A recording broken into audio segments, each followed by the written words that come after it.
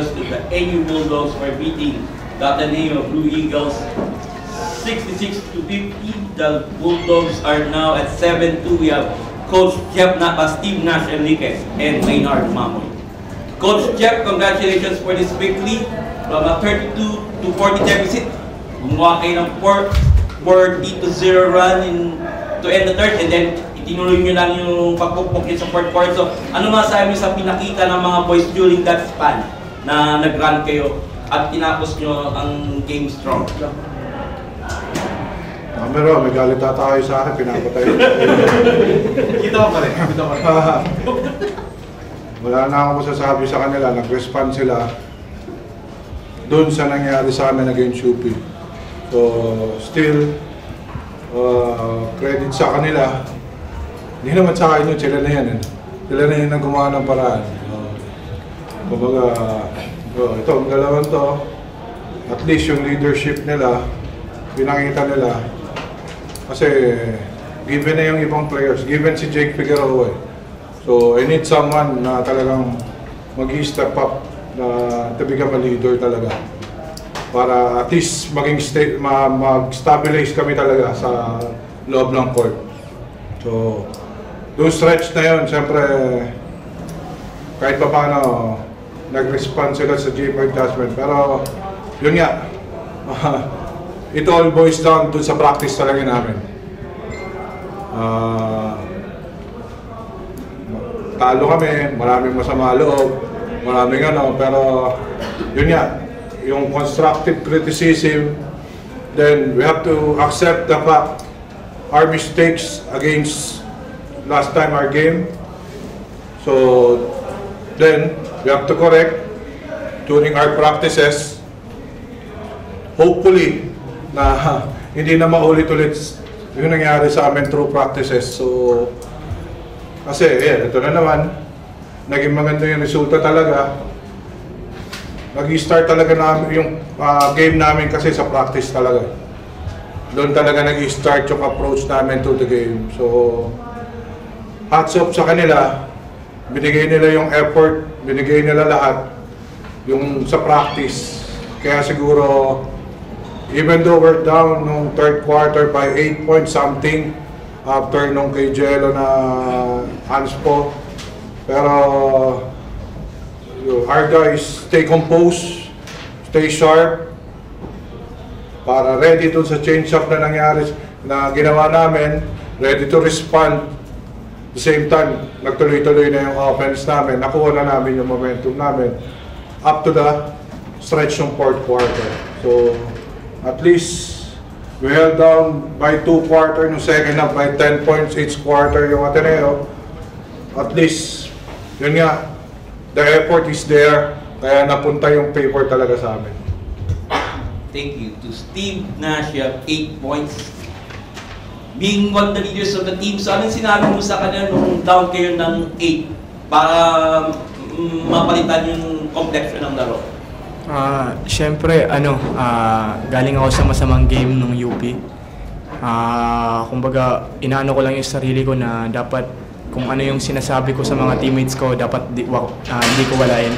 Kasi dati, ganun ako pag napagalitan ako ni Coach Jeff, so parang ayaw ko na kumausap sa mga teammates ko kasi nahihiya na ako. Pero yun, tinanggap ko kung ano yung challenge na binigay ni Coach Jeff sa akin. And ganun, nag-step up naman kami lahat. So, galing sa coaches, sa players, dahil sa amin lahat yan kasi nagtutulungan kami. Thank you to Reynard. You had 8 points including 5 in the final quarter, 3 rebounds, 2 assists, and plus 23. So, yun nga, sa fourth quarter, kinapitan nyo yung lamang salim. Masabi mo na ito, ang laki ng bounce back nyo from the previous loss against UP. Nagpapasalamat na ako Steve. Hindi ako naglaro last time kasi may nangyari. Nagpapasalamat na ako Steve na yung tiwala hindi nakawala sa kanya sa akin. Yun lang, nagpapasalamat na ako Steve. Thank you. Okay, the floor is open for questions, guys. Coach, from a coach's standpoint na siguro, from a coach's standpoint, ano na ang point of view mo dun sa nangyari kay Jello, yung disqualifying foul niya? Ano sinabi mo sa kanya after the game na lang? Nagalit ako sa kanya. ganun nakasimple. Kasi hindi naman namin kailangan ng ganong sa ganong intense na laro. Hindi namin kailangan yung mga ganong mistakes. Alam nila yan, nagalit ako na sabi ko, hindi mo kailangan maging ganon. Tapos nakita ko pa disqualifying. So medyo nakaka-frustrate. Pero we have to move on. Meron at least there's somebody to step up. Need to step up. So I'm happy Mark. And even Kenshin Padrones, even though he's not scoring, he did their part. Kasi yun nga yung nagiging wake-up call ko sa kanya, yung isa sa china-challenge ko talaga eh. Tsaka, siyempre, si Nash, kasi he's our veteran talaga, so sila yung china-challenge ko to help, kasi yun nga, Figueroa is Figueroa na yan eh. Hindi na namin pwedeng iset aside na yung ginagawang contribution ni Jake. Ang kailangan namin dito ngayon second half stretch ng second round ng UAAP is someone willing to contribute dun sa ginagawa ni Jake. Yes. Not in scoring, but in yung mga little things na intangibles na hindi nakikita talaga. So, yun nga, hats off kay Kenshin, kay Mark, sino pa? Kay Natulabot. Those guys play well when Paul Francisco struggling. So, Jolo also hindi naghahanap ng tira pero still concentrating dun sa mga little things talaga na very important for us. Kasi, siyempre, hindi naman kami yung sinasabing superstar team eh. We built around na talagang babagay dun sa mga players namin eh, na magko-complement sa isa't isa talaga. So, we're happy, but we're not contented because mahaba pa itong stretch ng second round. Then, by on Sunday, imbis na nagpumunta sa sementeryo, kailangan namin magtrabaho at maglaro. Kailangan namin pagpeprehan yung Lasal. Came from a big win yesterday. So, we're looking forward na maging competitive itong stretch ng second round para talagang mabigyan namin ng magandang laban yung kalaban namin. At siyempre doon sa fans ng UAAP talaga na ma-appreciate talaga nila kung ano yung level dito sa UAAP. Coach, nabanggit mo na yung recent stretch, talo against UP, panalo against Ateneo ngayon, and the next is Lasal. Yung mabigat na stretch na yan, in a way, yan ba yung masabi mo na makikita mo na yung gauge ko? Hanggang saan yung kayang abutin ng team mo? Kasi maraming sabi, kompleto kayo ngayon, yan yung inaasahan namin sa inyo. Actually, hindi namin iniisip yung gauge yan eh.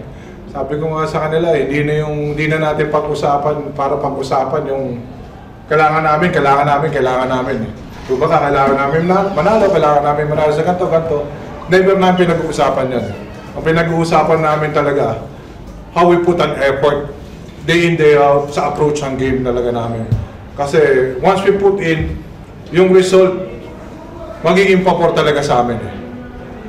Yan yung binigay na schedule sa amin, kailangan namin harapin with all heart and effort, hindi para engage namin yung sarili namin hanggang saan. Kasi I'm confident kung ano yung kayang ibigay ng mga players ko throughout the season. Nung pre-season, siyempre, pabanding-banding lang muna ako, pre-season yun eh. Hindi naman para pero wala nakakakita, alam nila kung paano ko diinan sila doon nung pre-season. Only my players understand kung ano yung magiging approach ko talaga.